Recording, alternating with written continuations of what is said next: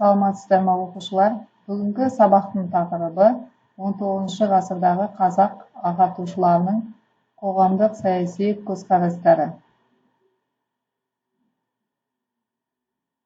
Сабақтың мақсаты 19 ғасырдағы қазақ ағартушыларының қоғамдық саяси қызметін және Қазақстандағы қоғамдық саяси ойдың дамуына тарихи қайраткерлердің қосқан үлесін білім алушыларға талдау және бағалауға үйрету.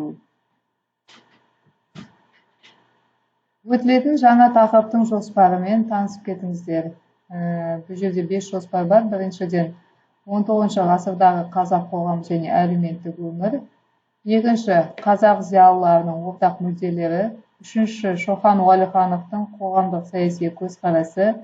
Төртінші, Ыбырай Алтынсариннің қоғамдық көзқарасы. Бесінші, Абай Құнанбаевтың қоғамдық әлеуметтік көзқарасы.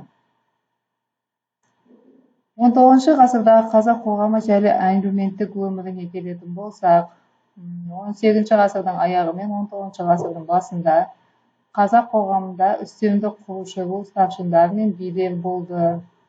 Олар елге әдет ғұрып заңдарын сақтаушы, әрі түсіндіруші болып саналды.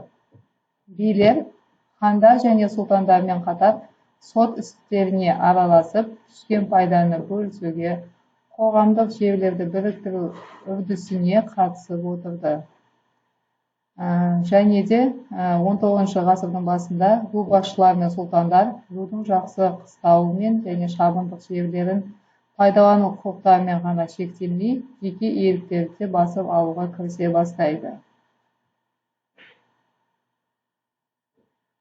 Қарапайым халық салық төлеуге міндеттеледі. Ондай салықтардың түрлері үшір, зекет деген салық түрлері пайда болды. Сонымен қатар 19 ғасырда зекет жинақ құқығы тек ханда ғана болған, ал 19 ғасырдың 20 жылдарынан бастап хандық билік жойылғандықтан сұлтандар мен билер жинайтын болды. Сонымен қатар оған дейін мал шаруашылығына міндеттелген соғым және сыбаға деп аталатын салықтар да қосылды. 19 ғасырдың 20-30 жылдары орыс ағылшын бақталастығының шиеленісуіне байланысты патшалық Ресей, Орта Азия мен Қазақстанда өз ықпалы мен билігін одан әрі нығайту басты міндеті болып саналды.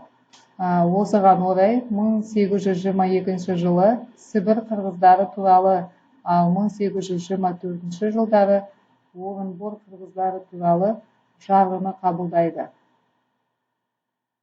Осы 1822-24 жылдардағы жарлығының қабылдануымен орта және кіші жүзде хандық билік жойылады. Енді біз қазақ зиялыларына келетін болсақ, бірінші қарастыратын зиялыларымыз ол Шоқан Уәлиханов. Жалпы қазақ зиялыларының ортақ мүдделері болды. Ол татулық пен бірлікке негізделген қоғамды құру.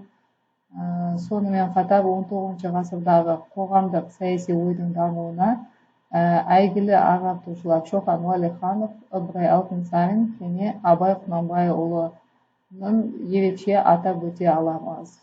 Олар халықты бірлікке, Ресей империясының отаршылдық саясатына байланысты қалыптасқан жаңа әлеуметтік экономикалық жағдайға бейімделуге шақырды. Шоқан Уәлиханов жалпы жастайынан қазақ ақындарының өлең жырларын, даналық сөздерін естіп тыңдап өскен бала болды. Шоқан Уәлиханов 1862 жылы Атбасар округі бойынша аға сұлтан болып сайлануға кандидатурасын ұсынады. Патша үкіметінің жергілікті өкілдері оның аға сұлтан болуына әрине кедергі жасап, түрлі сылтаулармен бұл лауазымға қоймайды. Сонымен Шоқан Уәлиханов 1862 жылы қазанда белгілі орыс жазушысы Достоевскийге хат жазады. Яғни бұл хатында не дейді? Халқыма пайдамды тигізу үшін аға сұлтан болғым келді.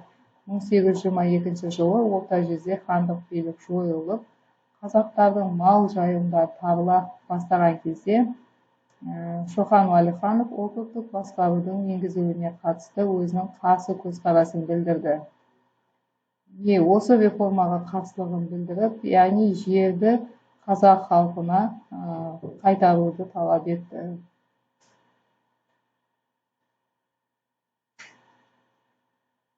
Шоқан Уәлиханов сот реформасы туралы жазбалар деген мақала жазады.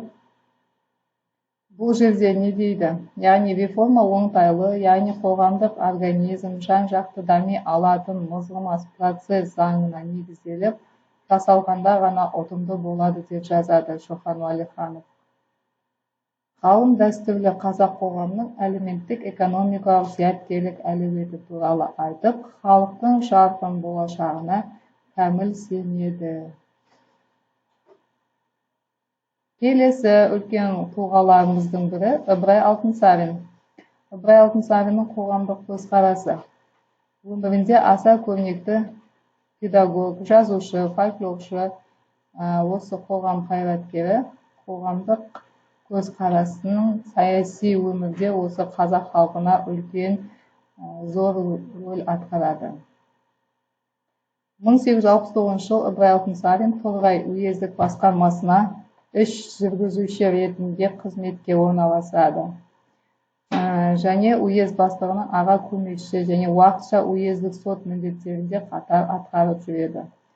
Ыбырай Алтынсарин осы халықтың жағдайын ойлап, халықтың жалпы әлеуметтік жағдайын ойлап, осы халықтың атынан осындай жиналыстарда, жиындарда әртүрлі ойлар келтіріп отырған қайраткер. Абай Құнанбайұлының қоғамдық көзқарасына тоқталатын болсақ, Абай Құнанбаев ол ағартушы, ұлы ақын, әдебиеттің негізін қалаушы қоғам қайраткері болып табылады. Ол патша үкіметінің округ приказдарға жағдайының барған сайын нығая түскенін 19 ғасырдың 60-90 жылдарында әкімшілік реформаларының енгізілгенін өз көзімен көреді.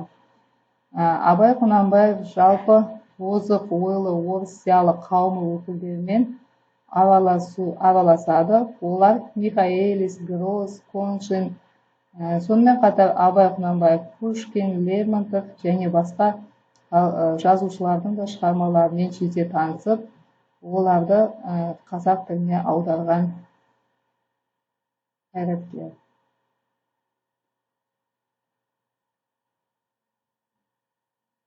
Абай жалпы өмірде осы халыққа жаны ашымайтындарды жек көрді және байлардың қарапайым халыққа менсінбей қарауы оның ашу-ызасын келтірді. Және өзінің осы шығармаларында осы жайлы деректер келтірілген. Бүгінгі тақырып бойынша сіздерге үй тапсырмасы.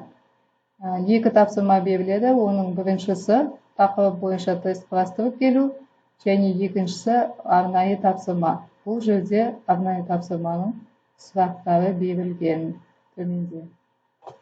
Бүгінгі сабағымыз аяқталды. Сау болыңыздар.